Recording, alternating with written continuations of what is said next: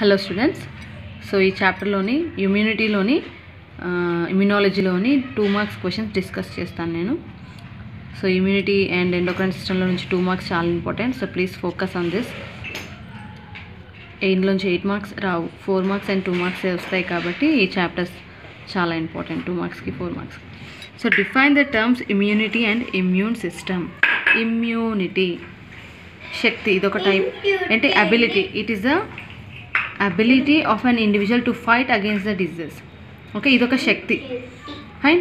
So వ్యాధుల నుంచి మనం రక్షించుకోవడానికి ఇది ఉపయోగపడేటువంటి ఒక శక్తి. Next system. ఇమ్యూన్ సిస్టమ్ అంటే ఏంటి? ఇందులో అన్ని అవయవాలు, కణాలు, వాటి నుంచి విడుదలైనటువంటి ప్రోటీన్లు, సో ఇవన్నీ వల్ల మనకి ఇన్ఫెక్షన్స్ రాకుండా చేస్తాయి. సో వాటిని the network of organs, cells, proteins that protect the body against the infections. Infections అంటే ఏంటి? ఇక్కడ మైక్రో ఆర్గానిజమ్స్ కావచ్చు, okay, like bacteria, animal parasites and viruses and fungi. Okay, so దాన్ని మనం ఇమ్యూన్ సిస్టమ్ అంటాం. Fine. Next comes define the non specific line of defences in the body. So specific వచ్చేసి adaptive immunity. So innate immunity, non specific defence, line of defence అని చెప్పాను నేను. So innate immunity by birth వచ్చేటువంటి immunity, non specific. So ఇక్కడ ఏంటి చూడండి, skin and mucus ఒకటి first line of defence. And second line of defence వచ్చేసి cells, బాడీలో ఉన్నటువంటి రోగ నిరోధక శక్తిని పెంచేటువంటి కణాలు. So non specific line of defence is defined as ability of an organisms against any invasion or not against any particular microorganisms. అంటే ఖచ్చితంగా దీనికి అని కాకుండా ఏది ఎంటర్ అయినా మన బాడీలోకి, ఏ చిన్న మైక్రో ఆర్గానిజం ఎంటర్ అయినా, డస్ట్ ఎంటర్ అయినా కూడా వాటికి అగేన్స్ట్గా పనిచేసేటువంటి ఇమ్యూనిటీ. నెక్స్ట్ ఫస్ట్ లైన్ వచ్చేసి స్కిన్ అండ్ మ్యూకస్. నేను ఎక్స్ప్లెయిన్ చేశాను మీకు. లైసోజైమ్ ఆఫ్ సలైవా, టీయర్స్, ఇవన్నీ కూడా ఫస్ట్ లైన్ ఆఫ్ డిఫెన్స్గా పనిచేస్తాయి. And second line of defence వచ్చేసి ఫాగోసైట్స్, భక్షక కణాలు, and natural killer cells, antimicrobial substances, inflammations, fever are considered as a non specific line of defence in the body. So మనకి చూడండి, దోమ కరిస్తే మనకి వాపు వచ్చేస్తుంది, చిన్నగా దద్దులు వచ్చేస్తాయి. సో అది ఎందుకు వస్తుంది అంటే మన బాడీ వాటికి విరుద్ధంగా పోరాడి, అంటే అక్కడ అక్యుములేట్ అయిపోతాయి అనమాట. మన బాడీలో ఉన్నటువంటి ఇమ్యూన్ సెల్స్ అన్నీ కూడా అక్కడ అక్యుములేట్ అయిపోయి ఏదైతే ఇన్ఫెక్ట్ కాజింగ్ ఆర్గానిజంని కానీ, ఏజెంట్ని కానీ, ఒకవేళ మస్కిటో మనకి వాటి బ్లడ్ ద్వారా మన బాడీలోకి ఇంజెక్ట్ చేసింది అనుకుందాం, మనం బైట్ చేస్తుంది మస్కిటో, చేసినప్పుడు ఇంజెక్ట్ చేసింది అనుకుందాం. సో అప్పుడు ఏమైపోతుంది, వెంటనే మన బాడీ దానికి విరుద్ధంగా రియాక్ట్ అయిపోయి అక్కడ ఇమ్యూన్ రెస్పాన్స్ అనేది వస్తుంది. అందుకే మనకు అలా చిన్న వాపులు అనేవి రావడం జరుగుతుంది, ఇన్ఫ్లమేషన్ అంటారు. సో వాటికి విరుద్ధంగానే ఈ వాపులు రావడం, చిన్న చిన్న ఫీవర్ రావడంగానే ఏమంటే అంటారు, ఏంటి మన బాడీలో ఏదో ఇన్ఫెక్షన్ ఉంది అని అర్థం. సో మన బాడీ వాటిని పంపించడానికి మన బాడీ కొన్ని చర్యలు చేస్తుంది అనమాట. సో దాన్ని మనకి కొన్ని సిమ్టమ్స్ లాగా కనిపిస్తాయి మనకి, ఏంటి ఇన్ఫ్లమేషన్, ఫీవర్, ఇవన్నీ కూడా. ఓకే, సో ఇవన్నీ కూడా ఇమ్యూన్ రెస్పాన్సెస్ అనమాట. Next differentiate between mature B cells and functional B cells. చూడండి, mature B cells, functional B cells. Mature అంటే ఏంటి? పరిపక్వత చెందినటువంటి కణాలు.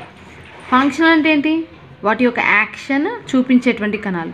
సో మామూలుగా మెచ్యూర్ అవ్వడం ఒకటే కాదు, వాటి పనిని కూడా చూపించాలి.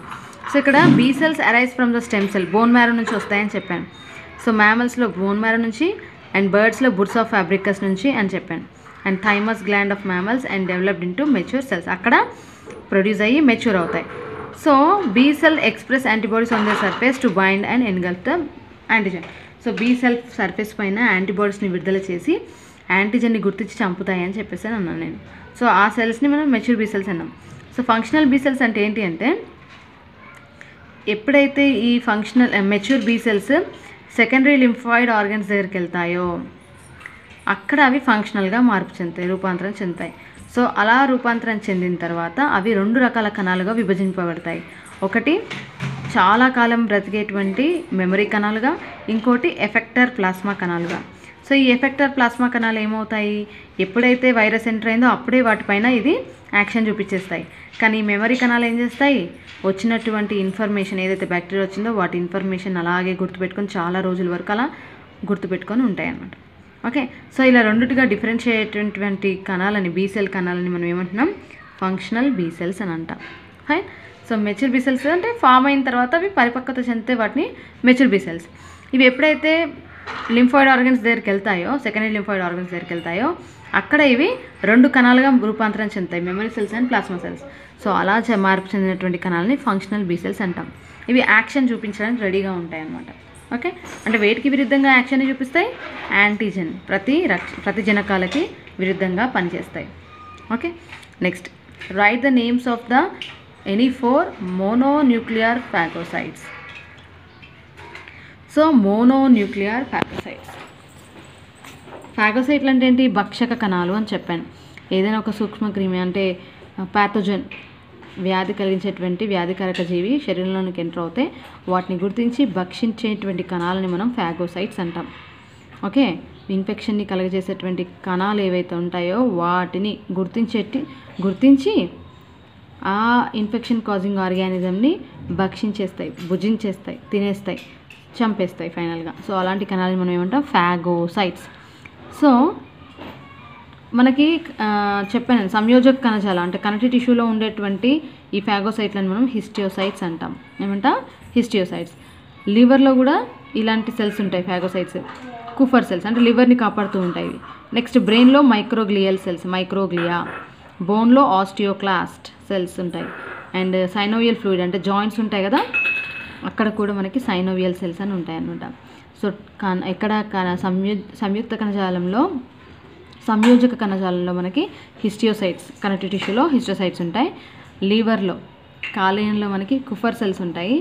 బ్రెయిన్లో మనకి మైక్రోగ్లియా సెల్స్ ఉంటాయి. బోన్లో ఆస్టియోక్లాస్ట్ అండ్ సైనోవియల్ ఫ్లూయిడ్స్లో వచ్చేసి సైనోవియల్ సెల్స్ ఉంటాయి. సైనోవియల్ ఫ్లూయిడ్ ఎక్కడ ఉంటుంది అంటే మన మోకాలు జాయింట్స్ ఉంటాయి కదా, వాటి మధ్యలో మనకి కొంచెం లిక్విడ్ ఉంటుందన్నమాట, వాటిని మనం సైనోవియల్ ఫ్లూయిడ్ అంటాం. ఓకే, సైనోవియల్ సెల్స్లో కూడా మనకి ఫాగోసైట్స్ ఉంటాయి అనమాట, సైనోవియల్ సెల్స్ లాగా ఉంటాయి. Fine. So these are the 4 types of cells which are seen as mononuclear ఫాగోసైట్లు అని అంటాం వీటిని. Fine. Next, what are complement proteins? Complement proteins అంటే ఏమిటి?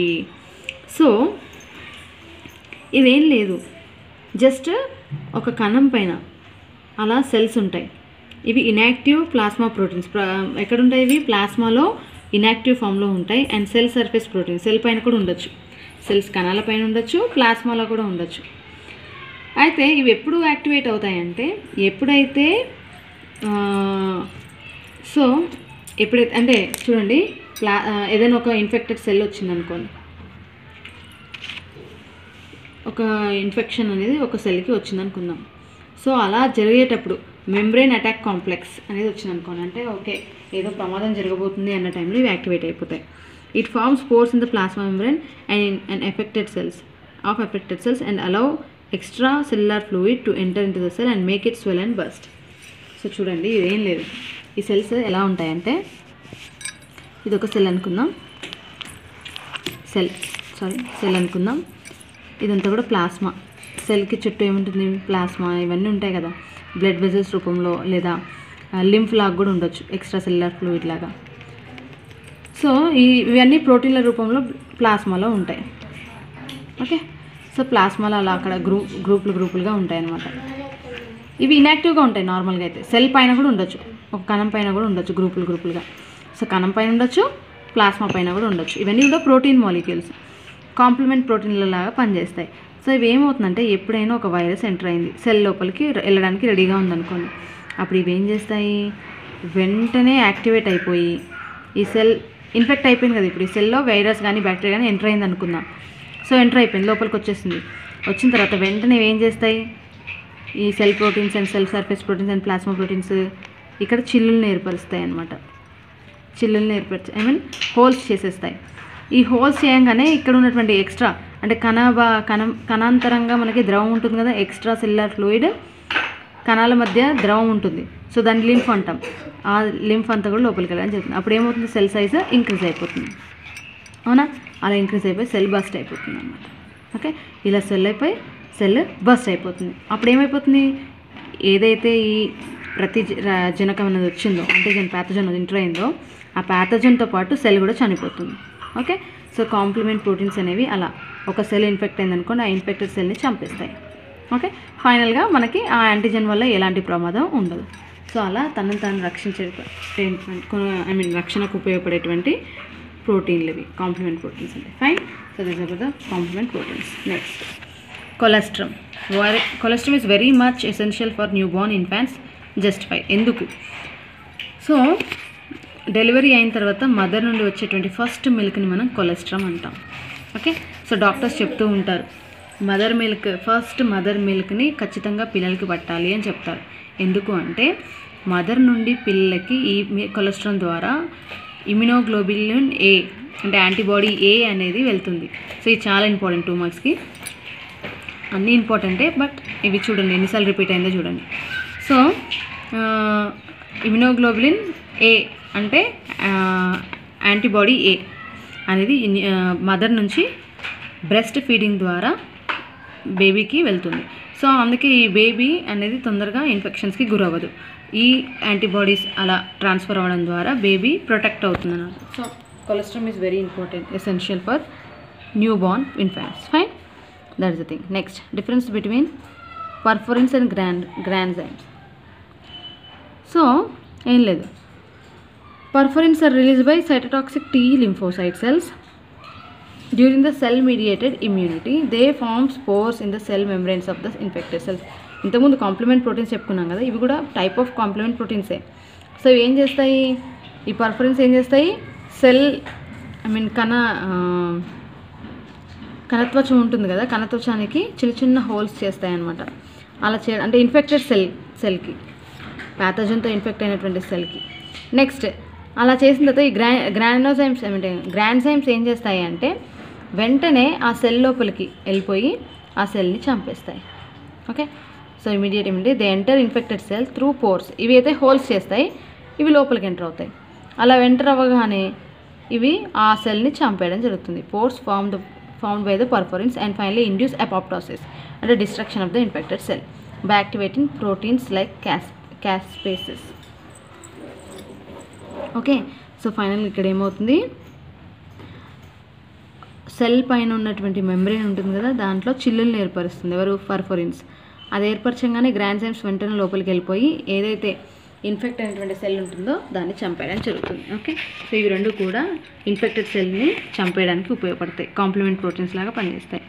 Next explain the mechanism of vaccination or immunisation. Vaccination and immunisation, వీటికి రెండు మధ్యలో. So చూడండి, vaccination is based on immunological memory of immune system. In this process, inactivated or weakened pathogens or antigenic proteins of pathogens are transferred into the body of an host. They initiate the production of antibodies in the host by generating the memory cells and B cells. The memory cells recognize the pathogen and initiate the rapid production of antibodies. So ఇప్పుడు చూడండి, vaccine రావాలి అంటున్నాం మనం, అవునా? Covid virus vaccine వస్తే అందరు relief అని అనుకుంటున్నాం. ఎందుకు? ఇదేం లేదు, అంటే ఏదైతే ఆ వైరస్ ఉందో దాన్ని ఇన్యాక్టివేట్ చేస్తారు. ఇన్యాక్టివేట్ చేసి ఆర్ దాంట్లో ఆ వైరస్ ఏదైతే ఉందో చాలా వీకెస్ట్ ఫామ్ని మన బాడీలోకి ఇంట్రడ్యూస్ చేస్తారు. సో అలా ఇంట్రడ్యూస్ చేయడం ద్వారా ఏమవుతుందంటే, లేదా వాటి నుంచి వచ్చినటువంటి ప్రోటీన్స్ని మన బాడీలోకి ఇంజెక్షన్స్ రూపంలో ఇస్తారు, టీకాల రూపంలో. అప్పుడు ఏమవుతుంది, మన బాడీ ఏదో ఫారెన్ పార్టికల్ మన బాడీలోకి వచ్చిందని చెప్పేసి వాటికి విరుద్ధంగా యాంటీబాడీలను తయారు చేసుకుంటుంది. అలా తయారు చేసుకొని మెమరీ సెల్స్ అండ్ బీ సెల్స్ని తయారు చేస్తుందని చెప్పాను కదా నేను ఇమ్యూనిటీలో. సో అలా ప్లాస్మా సెల్స్ ఇలా తయారు చేసుకొని ఫైనల్గా అవి యాంటీబాడీస్ని తయారు చేస్తాయి. అలా ఒక డిజీజ్ వచ్చే కంటే ముందే మనం వాటిని గుర్తించి వాటికి విరుద్ధంగా విరుగుడిని తయారు చేస్తాం. దాన్నే మనం వ్యాక్సినేషన్ అంటే ఇప్పుడు అర్థమైందా? సో ఏం లేదు, is based on the immunological memory of immune system. So ఒక వ్యాధి కలిగించేటువంటి వ్యాధికారక జీవిని వీకెస్ట్ ఫామ్ని అంటే దాన్నే వ్యాక్సిన్గా మన శరీరంలోనికి ఇంట్రడ్యూస్ చేస్తారు. ఫైన్. సో అలా ఇంట్రడ్యూస్ చేసి మన శరీరంలో యాంటీబాడీస్ని తయారు చేసి మళ్ళీ ఒకవేళ అదే వైరస్ మన బాడీలోకి ఎంటర్ అయింది అనుకొని చనిపోతుంది. ఓకే, సో ఆ పద్ధతిని మనం వ్యాక్సినేషన్ ఆర్ ఇమ్యూనైజేషన్ అంటారు. సో ఇప్పుడు మనం వెయిట్ చేసేది ఈ కోవిడ్-19 వ్యాక్సినేషన్ కోసం వెయిట్ చేస్తున్నాం. సో మనం కూడా ఇమ్యూనిటీ తెచ్చుకోవచ్చు, బట్ ప్రికాషన్స్ తీసుకోవాలి. That's main thing. Next mention various types of immunological disorders. So చెప్పాను, AIDS is one of the HIV virus ద్వారా ఎయిడ్స్ వస్తుంది. ఓకే. నెక్స్ట్ దీన్ని ఇమ్యూనో డెఫిషియన్సీ డిజార్డర్స్ అంటారు, అంటే రోగనిరోధక శక్తి తగ్గిపోతుంది. నెక్స్ట్ ఇక్కడ హైపర్ సెన్సిటివిటీ డిజార్డర్స్, అంటే ఎక్కువ ఇమ్యూనిటీ అనేది ఎక్కువైపోతే కూడా problem. So allergies example. Next auto immune disorders. So మన కణాలని, మన సెల్స్ని, మన టిష్యూస్ని, మన బాడీ లేదా మన బోన్ సెల్ని ఫారెన్ పార్టికల్గా గుర్తించి చంపేస్తే అలాంటి డిజార్డర్స్ని మనం ఆటో ఇమ్యూన్ డిజార్డర్స్ అంటాం. అంటే మన శరీరంలో ఉన్నటువంటి కణాలని, టిష్యూస్ని, కణజాలాలని ఒకవేళ వేరే కణాలుగా గుర్తించి చంపేస్తే వాటిని మనం ఆటో ఇమ్యూన్ డిజార్డర్స్ అంటాము. Fine. So example Graves disease, rheumatoid arthritis. Okay. Next graft rejection అంటే ఏంటి అంటే చాలా వరకు టెస్ట్ చేసిన తర్వాతనే ఒక ఆర్గాన్ని ఇంకో పర్సన్కి, అంటే ఒక పర్సన్ యొక్క అవయవాన్ని ఇంకో పర్సన్లోనికి ఇంట్రొడ్యూస్ చేస్తారు. పెట్టడం అవయవ మార్పిడి అంటారు కదా. సో అలాంటప్పుడు ఏమవుతుందంటే కొన్నిసార్లు గ్రాఫ్ట్ రిజెక్షన్ జరుగుతుంది. గ్రాఫ్ట్ రిజెక్షన్ ఈ ఇమ్యూనిటీ వలన, ఇమ్యూనాలజికల్ డిజార్డర్ అనమాట. మ్యాచింగ్స్ కరెక్ట్గా లేకపోతే, అంటే ఒకరి నుంచి ఇంకోళ్ళకి పెట్టినటువంటి ఆర్గాన్ ఫెయిల్ అయిపోతుంది. అంటే kidney transfer, heart transplant, cornea transplant, heart, liver, ఇలా కిడ్నీ ట్రాన్స్ప్లాంటేషన్ అన్నీ జరుపుతూ ఉంటారు. అంటే ఇవి అనేవి కరెక్ట్గా వాళ్ళలో పనిచేయాలి అంటే ఇమ్యునాలజీ, అంటే మన ఇమ్యూన్ సిస్టమ్ వాటిని మన కణాలుగా గుర్తించాలి. అంటే సేమ్ మ్యాచింగ్స్ ఉన్న వాళ్ళలో నుంచి పెట్టొచ్చు మనం. వేరే వాళ్ళే పెట్టారనుకోండి, అంటే మ్యాచింగ్ లేకుండా పెట్టారనుకోండి, వాళ్ళు టెస్ట్ చేస్తారు, మ్యాచింగ్స్ చూస్తారు, మ్యాచింగ్ కరెక్ట్గా సరిపోతేనే పెడతారు, లేదంటే పెట్టరు. ఒకవేళ అలా మ్యాచ్ చేయకుండా పెట్టారనుకోండి, కరెక్ట్గా టెస్ట్లు చేయకుండా పెట్టారనుకోండి, ఆ మనిషి అవయవం పూర్తిగా ఫెయిల్ అయిపోతుంది. సో అలాంటి వాటిని మనం గ్రాఫ్ రిజెక్షన్స్ అంటాం. Next more and more people in metro cities of India are prone to allergies, justify.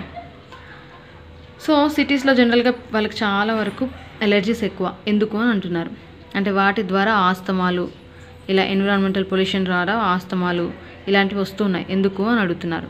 ఎందుకంటే ఎక్కువ శాతం వాళ్ళకు పొల్యూషన్కి ఎక్స్పోజ్ అవుతూ ఉంటారు, అవునా. అండ్ అలా ఎక్స్పోజ్ అవడం వల్ల ఏమైపోతుంది, వాళ్ళకి ఎలర్జీస్ ఎక్కువ వచ్చేసే అవకాశం ఉంది, అండ్ హెల్త్ ప్రాబ్లమ్స్ కూడా వస్తాయి. సో అందుకనే వాళ్ళకి ఈజీగా అలర్జీస్కి గురయ్యే అవకాశాలు ఎక్కువగా ఉన్నాయన్నమాట. ఓకే. పొల్యూషన్ ద్వారా, వీటి ద్వారా ఎలర్జీస్ వచ్చే అవకాశాలు ఉన్నాయి. సో మెట్రో సిటీస్లో మనకి మెయిన్గా పొల్యూషన్ ఎక్కువ ఉంటుంది కాబట్టి, so that is the reason. What are autoimmune disorders, give 22 examples. Autoimmune disorder చెప్పాను, మన బాడీలో ఉన్నటువంటి సెల్స్ని ఫారెన్ పార్టికల్గా గుర్తించి చంపేస్తే అప్పుడు దాన్ని మనం ఆటో ఇమ్యూన్ డిజార్డర్ అంటాం. చూడండి, autoimmune disorders are the disorders that cause when our system fails to recognize some of our body proteins and attack our own healthy cells by treating them as foreign antigens. అర్థమైందా? మన బాడీలో ఉన్నటువంటి కణాలని లేదా ప్రోటీన్లను, కణజాలాలను foreign బాహ్య ప్రతిజనకాలుగా గుర్తించినట్లయితే, అంటే foreign యాంటిజెన్స్లా గుర్తించినట్లయితే అప్పుడు అవి మన సెల్స్ని అటాక్ చేస్తాయి. సో మన బాడీలో ఉన్నటువంటి ఇమ్యూన్ సెల్స్ మన సెల్స్నే అటాక్ చేసి చంపేస్తే దాన్ని మనం ఆటో ఇమ్యూన్ డిజార్డర్ అంటారు. Example Addison's disease and rheumatoid arthritis. Next comes how can the graft rejection be avoided in patients. ఎలా అవాయిడ్ చేస్తారు? నేను చెప్పాను కదా, కొన్ని మ్యాచింగ్స్ జరుపుతారు.